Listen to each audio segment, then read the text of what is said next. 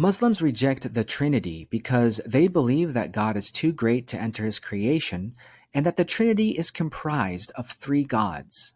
This misunderstanding of the Trinity stems from the Qur'an's erroneous teachings about Christianity. As taught in the Bible, Christians believe in one God who exists as three distinct persons, the Father, the Son, and the Holy Spirit, not three gods, but one divine being in three persons.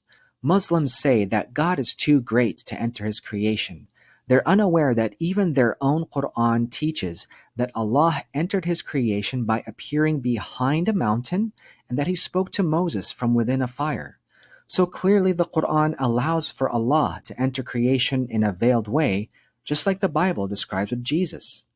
The Qur'an, however, deeply misunderstands the Trinity. In Surah 4:171, the Qur'an warns Christians not to say three or thalatha in Arabic, which means that there are three separate beings, three gods. But that's not how Christians explain the Trinity. The correct Arabic word should be thaluth, which means tri-unity, one God, three persons, not thalatha, as in three gods. This misunderstanding is further found in Surah 5, which says, "They disbelieve who say Allah is the third of three and that there's only one God." No Christian has ever said that God is the third of three gods. We believe in one God, not a part of three. In Surah 5:17, the Qur'an says Christians claim that Allah is the Messiah.